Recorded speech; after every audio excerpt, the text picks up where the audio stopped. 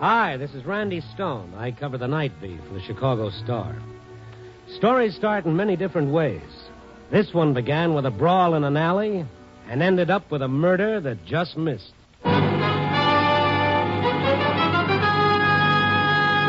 Nightbeat, starring Frank Lovejoy as Randy Stone.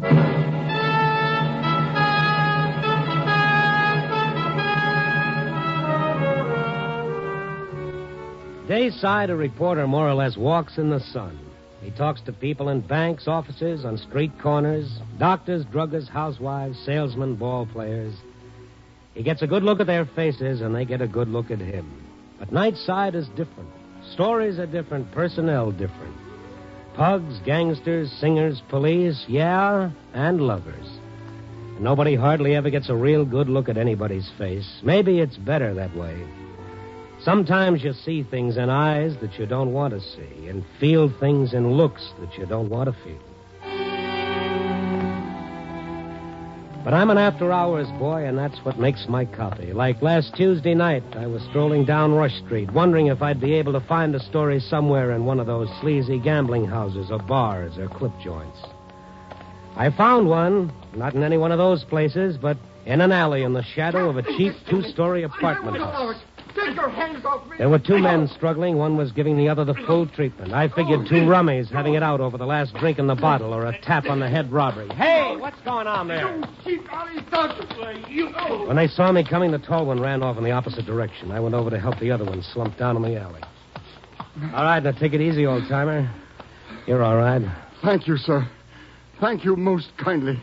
I'm afraid I got the worst of it. I'm afraid you did. You'll need a little first aid. Yes, All right, look, you stay right here. I'll phone the police No, and then...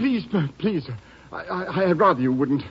This is a private matter, and I don't want the police notified.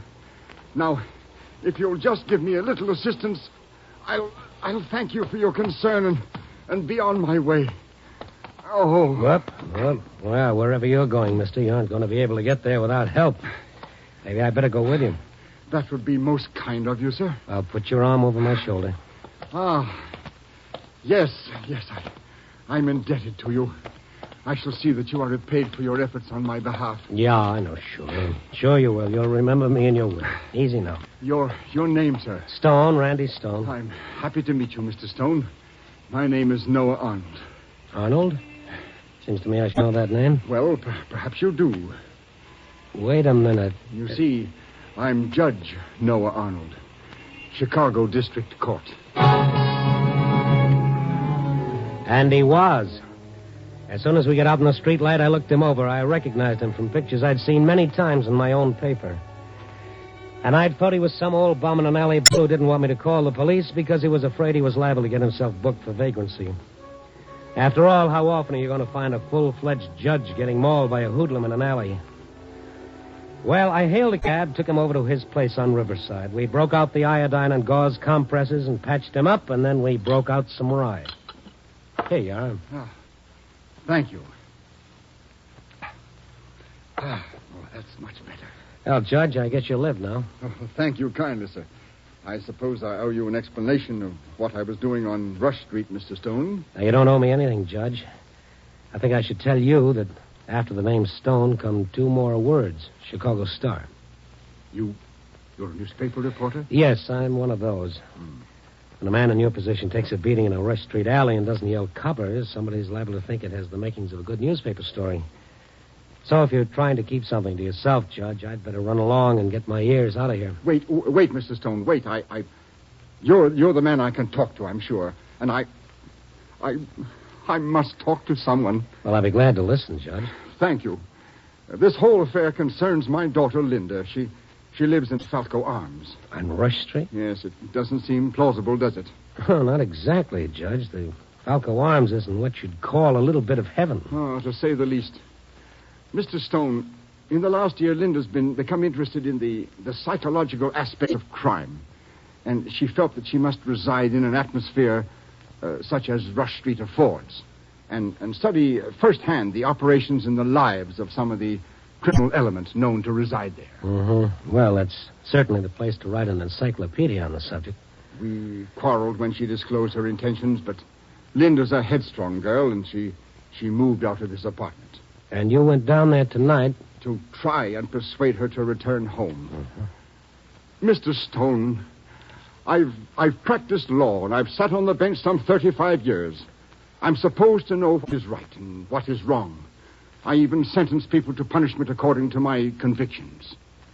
But in my own daughter's case, I'm afraid to pass judgment. Afraid to say what I think. What do you think, Judge? That my daughter is not just objectively interested in crime, but instead that she's had a taste of the gutter, and she likes it. He seemed very old and very tired and very sad, and I wanted to get out of there and not listen to him anymore. He took me to the door, shook my hand weakly, and I was out of the night again. But I couldn't stop thinking about the way the judge had looked at me with helplessness in his eyes, and I couldn't forget the picture I'd seen on his desk. So I dropped by the Falco Arms apartment house on Rush Street to have a look at Linda Arnold. It's a pretty drab place with a pretty colorful landlady. No, she ain't here. She ain't been in here all afternoon and all evening. Everybody around here thinks I run a regular secretarial service. What do you think I do? Keep my eye on everybody every minute they come in and out of the door? I gotta eat and sleep and drink. And good night. I didn't do much good there, so I dropped downstairs at the Falco bar and found myself asking a question of my old friend Al the mixer. One beer, 2 bits. Al, ever heard of a girl named Linda Arnold? Linda Arnold? No. She lives upstairs in the Falco Arms. I thought she might drop in here occasionally. In here? Yeah. No. I saw her picture tonight. She'd blonde hair, blue eyes, 23... Or 4, maybe? Yeah. No. Oh, Al. Now, try me another question. Another question like what? Like, does this doll you're asking about travel around with a guy named Rocco Daly? Well, does she? Maybe. Sounds like the dame I see him with. Who's Rocco Daly? A hood with a look, Randy. Slow and sweet when it does the most good. Fast and hard when that does the most good. You know him well? No, just to look at. Uh-huh. Now, the girl, she's swift and soft and listens to him like he was somebody. But she doesn't belong with him, not his kind. I'd like to meet Rocco Daly. I'd like to meet this girl of his. Oh, that's nice. I'll introduce you. Hmm? That's them that just walked in. Over there in the corner having a schlag. Thanks. I'll introduce myself, Al. I remember what I said about him, Randy. Hello, Rocco. How's tricks? I don't know you, Mr. Beat. Yeah, I don't know you either, but I'd like to. Oh, suppose you tell me why. I'd like to say hello to this pretty girl. Go on, beat it. I'll say hello anyway. Hello, Linda. How are you? Who are you? Do you know this guy, Linda? No, Rocco, I never seen him before in my life. You're telling me the truth, baby? Why, sure. Sure, she's telling you the truth, Rocco. She never saw me in her life, same as you. You never saw me either. My name is Randy Stone. I'm a reporter. Well, blow off. Get lost, scram, drift before I run you through a typewriter full of knuckles. I got friends around here, too, Rocco. The bartender, the owner, those 3 fellows over at that booth. Go on, you bother me. Linda, I'm a friend of your father's. I came here to see you, but it doesn't look like we can do much talking with Junior here around. What about my father? Go on, beat it, Stone. You see, we really can't do much talking with him around. We really should talk, but, well, I'll see you. It worked. She started to get up and follow me, but he pulled her back in the booth with him. I stepped outside and waited. A couple of minutes later, she came out alone. Mr. Stone, I only have a minute. Please tell me why you've been looking for me. As I said, Linda, I'm a friend of the judge. My father. Mr. Stone, tell him I'm not in any difficulty. Tell him I know exactly what I'm doing and that I think it'll be invaluable when I'm practicing law. You sure you aren't going a little too far? Did my father pose that question? No, I did. He doesn't even know, Rocco. Your father was beaten up in an alley tonight when he came down looking for you. Oh, no. Oh, yes. Was he hurt badly? Well, not too much. Lucky for him, I came along in time. The brave man beating him up ran when I yelled at him. The criminal element, you know. He shouldn't have come down here. He doesn't know about these things. And you do, huh? Look, don't you think you ought to go home right now, sort of straighten it all out? Yes, and I will, Mr. Stone. But I can't. Not now, not tonight. Why? I've got something terribly important to do. I simply can't tonight, but first thing in the morning. Well, then, thanks for that much. Oh, Linda. Yes? Be careful of Rocco. I've seen his kind. Don't worry, Mr. Stone. I can take care of myself.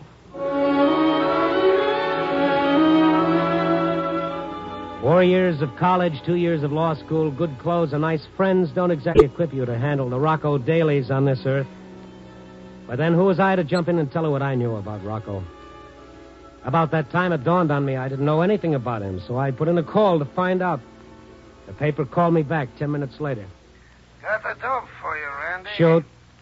Daly, Rocco Daly, age 29, 14 arrests, 2 convictions, both for burglary. First sentence by Judge Connors, second sentence, Judge Arnold. What was that last name? I said the last time he was sent up, it was Judge Noah Arnold did it. Suddenly, Linda Arnold's association with Rocco Daly took on all sorts of horrible new aspects. You can find them in the dictionary, all under revenge. I didn't like the setup one bit. I grabbed a cab and headed for her place. She was in this time. Her door was standing wide open. She was sitting on the edge of the sofa in the half-dark, staring out at nothing. There was a little ring of white around her lips. A nickel-plated .38 was sitting in her lap. Oh, Mr. Stone. I came here to wait just as Rocco told me. Yeah, that's right, Linda. Where'd you get the gun? Oh, this? Rocco gave it to me. Mm-hmm. Let's see it. Well, why not? That's been fired. Yes. Yes, that's quite right. That's exactly right, Mr. Stone. It's been fired 6 times. Yeah, at who? Where? What's been going on? I'd imagine that my mouth doesn't seem to work right. It doesn't take very long at all. Linda, what are you talking about? They say that you die in the electric chair very fast. I won't mind at all. I won't mind. Now, you listen to me. What is it? What have you done? What are you trying to say? It won't take any time at all. I won't mind it. Are you trying to tell me that you killed somebody tonight? They go off so quickly, so quickly. They're empty all of a sudden, and then you see a man crumple and fall, and you see his blood on the floor, and you see him dead. I wanted to know about crime. Now I know all about it. Mr. Stone, tell me. Am I a good killer? Am I?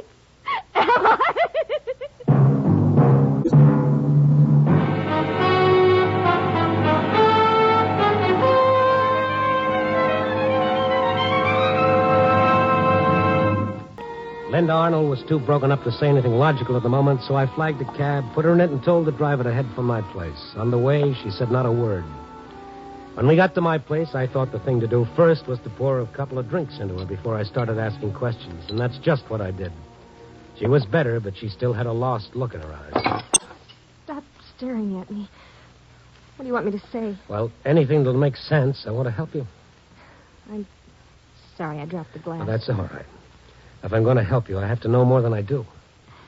I can't tell it. We'll try. It'll ruin him.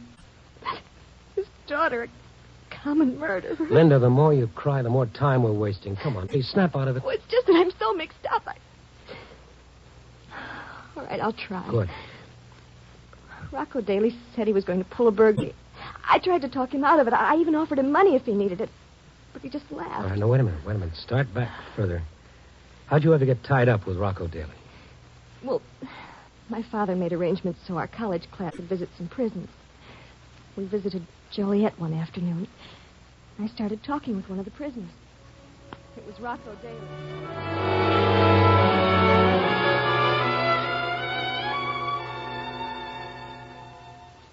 Don't be scared, honey. I won't bite you. I'm not scared. Of course, they got these bars here for a good reason. I'm a dangerous member of society. I might kill and steal and burn and do all kinds of nasty things if they let me as much as put one leg outside on the streets. Well, you did do something to get in here, didn't you? Oh, sure. Sure, I was the West End terror. Hey, get your pencil and your notebook out, and I'll tell you all about it. Let's see now. I was born with a silver spoon in my mouth. One my old man stole, of course. I went to the best schools, met the best people, played polo, went yachting, all that stuff. One day, my old man lost everything in the stock market, and I couldn't stand it. Here he was, down to his last dollar cigar. And my poor old lady with only one jar of caviar left in the icebox. It was enough to drive any sensitive young man like me to a life of crime. Now get out of here, you society thrill-seeker, and leave me alone before I pull these bars apart and teach you something. If you wouldn't mind, would you tell me calmly and politely what you did? And how you got here? Calmly and politely. All right, you blue-nosed busybody, I'll tell you. I was born on a bed you wouldn't be found dead in. I grew up without enough to eat or enough soap to wash with, so I learned to take little things I needed here and there wherever I could find them. And the bigger I got, the bigger things I took. And one day they caught me. But I didn't care because I had 22 good years when they didn't catch me. Now put that in your notebook. I'm sorry. Sorry? You're about as sorry as the guy who pinched me. All you're looking for is a good story to bring back to your society sisters. Mr. Daly, you're just wrong. I'm sincerely interested in criminal problems. You see, my father is a judge. Oh, now, lady, don't I know it? Your father's the man who put me in here. 2 to 5 years. I didn't know. You talk about finding out about crime. Well, you'll never learn anything about it in that gold-plated mansion on Riverside. You got to get down with the people where the pinch is on and find out firsthand. I'd like to. How can I do it? Well, it's easy. I'll be out of here in 4 months, August 1st. And I'll show you enough about crime to fill 50 notebooks like that one. All right, Mr. Daly. I'll meet you at the prison gate, August 1st.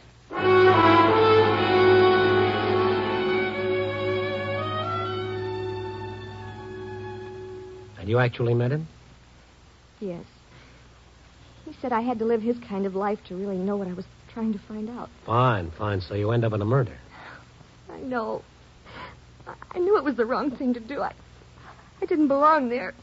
I wish I were dead. No. Don't start that again.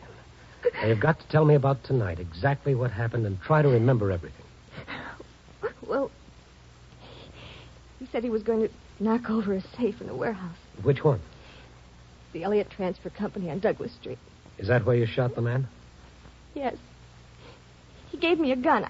I was afraid to carry it, but he said it was the only way I could actually get the feeling a criminal has on a job. And you actually let him talk you into this? Something dangerous? I know it sounds stupid now, but I had to see what it was like. We went in the place.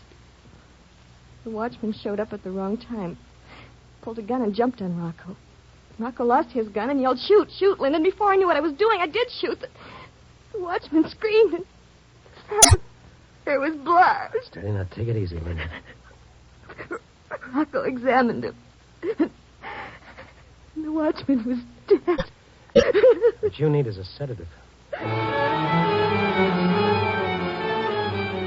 I didn't have any sleeping tablets, but in the Stone household, hot lemonade laced with a little rye always did the trick. So I watched her until it took effect. Gradually, she stopped crying and her eyelids slid shut. I went into the living room, closed the door to the bedroom, and called Sergeant Kalski at police headquarters. What's on your mind, Randy? Look, Kalski, you got a homicide report from somewhere down on Douglas Street, the Elliott Transfer Company? No, Randy. We haven't had a homicide report from anywhere tonight. Well, I just got a tip. The watchman was shot there in an attempted safe job. Where'd you get the tip? Well, never mind. Take it for what it's worth. I'll get right on it. Thanks, Randy. Don't thank me.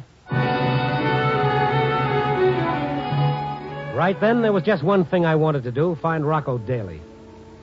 If he hadn't already gone into hiding, I thought I had enough friends around Rush Street to help me ferret him out.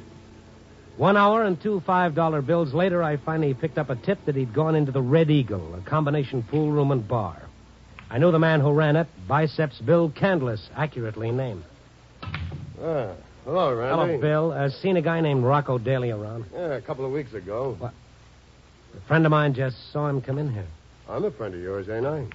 You see him anywheres around and about? Well, what about the back room? I tell you, I ain't seen him. Mind if I take a look myself? Yeah. Well, I think I'll take a look anyway. Randy, I'm not used to being called a liar, even by you. I might get so mad as to rap you over the head with this pool cue. Bill, I don't get the pitch. Look, maybe we're friends, but I make my living down here. I got to get along with an awful lot of people. You don't bring me no business. They do. You can look around the hall all you want, but stay out of the back. You're invading my private rights as a citizen. I was more moved by the thickness of his bicep and the size of the pool cue in his hand than by the snatch of civil liberties he threw at me. So I rented a table, played a quiet little game of three-cushion, keeping my eyes open all the while. It was time well spent. 15 minutes later, I was surprised to see a man in a battered hat and a brown trench coat hurry out of the back room. I caught up with him just outside. He might have been a great judge, but he was no actor. Oh, Stone. I knew I made a grievous mistake talking to you earlier tonight. You're just following me looking for a juicy tabloid story. Judge, I wasn't following you. I ran into you by accident. Well, then leave me alone and go on your way. What were you doing in the back room of the Red Eagle? That young man is my business. Good day. No, it isn't. It's liable to become anybody's business. Will you let go of my arm before I call a policeman? Judge, you're in no position to call a policeman. What do you mean by that? What were you and Rocco Daly talking about in the back room? I never heard of a man called Rocco Daly, and I see no reason to answer you. All right, play it stuffy all the way down the line. But I know something you don't, and you're going to have to come clean with me to find it out. What do you know? I know where your daughter is. Let's go someplace private. We went to his house. He was as nervous as a burglar all the way. As soon as we arrived there, he drank a glass of straight scotch, started to cry, and then pulled himself together long enough for me to get something out of him. He said my daughter killed a man tonight. I just couldn't believe it. He said he could hush the whole thing up for $25,000 he'd get out of town. Well, Judge, I'm sorry to say you walked right in one of the best shakedown rackets in the world. I'm surprised at you. Get a rich girl in a king, make her buy her way out. That's the formula. You should know better. Well, what am I going to do? My reputation, my position, my career will all be destroyed. I think you better worry first about your daughter. Yes, I'll have to hide her somewhere. She's safe where she is. Now, Judge, look at it this way. If there was a murder and Rocco Daly was involved, he wouldn't dare go to the police. He knows what he'd get. Don't have to worry about him turning your daughter in because he goes with her. Judge, if I were you, I'd forget the blackmail. Your job's to worry about your daughter. How can you get her out from under a murder? Who are you phoning? The police. Now, just a minute. I won't... Hold on. I'm not going to tell them a thing. I'm just looking for information. Police headquarters. Sergeant Kalski, please. Just a moment. Sergeant Kolsky. Randy Stone, Sarge. Hey, I've been waiting for you to call. Something's really screwy. You mean a warehouse shooting? Yeah, something happened there, all right, but I don't think it's exactly what you heard it was. Well, what happened? I can't figure it out. There was some shooting, but the bullets were blanks. Yeah? We found the paper wadding all over the place. And the blood. Well, what about it? Well, it was all over the place, too, but it wasn't human blood. It came from an animal. Oh, well, I'll be a... What do you make of it, Randy? What was going on there? I haven't the slightest idea, Kalski. Not the slightest. You'll figure it out. Goodbye. I would have explained the whole thing to Kalski right then, but it seemed to me the judge rated first copy. When I gave him the good news, I thought he was going to collapse from relief. Then I left for my apartment to get Linda. I don't believe you. I don't believe you. It's some psychological trick you're trying to pull on me. It's the truth. The whole thing was staged. It was phony bullets, phony blood, and a couple of phony guys who flim-flammed. Stop it. I'm an adult. I was there. I know what I did. Linda, I'll take you to the police, to the scene of the crime. Prove it if necessary. I want to believe it, but I can't. I saw it. Yeah, well, look, smarter dames than you have been taken in by dumber guys than Rocco Daly. That's right, honey. Rocco. The guy's got it right down the line. Haven't you, nosy? Put the gun down. It might go off. Oh, shut up. Rocco, did I kill that man or didn't I? I said your boyfriend here was right, didn't I? You got to be beat over the head before you understand. You know, for a girl with a college education, you got a brain like a jerk. You never were serious about anything. You were just making a fool out of me all the time. You were making a fool out of yourself. I told you the first day I met you. You were just buying a ticket to the circus. Why don't you put that gun down, Rocco? Shut up, you. But now, honey, you're going to do something for me. What? You're going to see that I get out of the state. Safe. I won't help you again if I never help anybody. Think twice, honey. Think twice. Call up the judge. Tell him to send a car and a little money down here. And tell him it's for you. That you want to go on a vacation. No, I won't. Do it. Do it, or so help me, I'll pull a bullet right through you. Let me tell you something, Rocco Daly. I learned a lot down here with you and your kind. Guns, brass knuckles, blackjacks. You never use them unless the advantage is 3-1 in your favor. Deep down inside of you, you're afraid, insecure. You can't look an honest person in the face. I believe you call it yellow. Are you listening, Rocco? Now, stay away from me. Stay away from me, both of you. Or so help me, I'll shoot. You wouldn't shoot anybody. Now, give me that gun. Now, get back. Get back, you crazy dame. Get back. Give it to me. You're asking for it? Watch it, Linda. I'll show you what honest courage looks like. Now, don't make me do it. Don't. Give it to me. Get your hands up. I saw his trigger finger tightening, and then I jumped. I knocked his arm down, and the bullet plowed into the floor. And I grabbed his wrist. He shot twice more, but they only hit the walls. I was too busy to notice what Linda Arnold was doing until Rocco Daly suddenly slumped in my arms and fell to the floor. She was standing over him with a Coke bottle in one hand. Do you think I killed him? No. He's just out for the count. I'll call the police. No. Let me do it. Since I started, I guess it's up to me to end it. Well, that about does it. It's all your show, baby. Yes, Randy. I think the lesson's over. I've learned all I want to know about crime.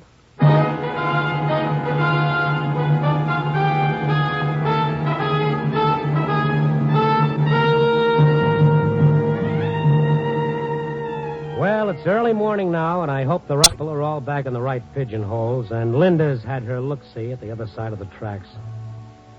You know, I hold no brief against looking in on your neighbor once in a while to see what he's doing. How can I? I make my living that way. But there's a right way to do it and a wrong way. The right way, you make a friend. The wrong way, you get punched in the nose.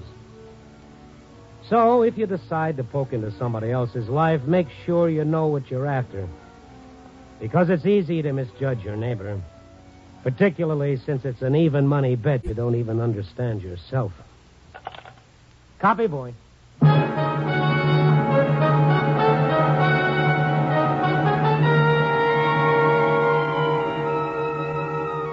Nightbeat, starring Frank Lovejoy, is produced and directed by Warren Lewis. Tonight's story was written by E. Jack Newman and John Michael Hayes, with music by Frank Worth. The part of Noah Arnold was played by Herb Rawlinson. Linda was Jane Webb. Others in tonight's cast were Peter Leeds, Lou Krugman, Jay Novello, and Bill Justine. Frank Lovejoy may currently be seen in Milton Sperling's production, Three Secrets, released by Warner Brothers. Listen next week at this time and every week as Randy Stone searches through the city for the strange stories waiting for him in the darkness.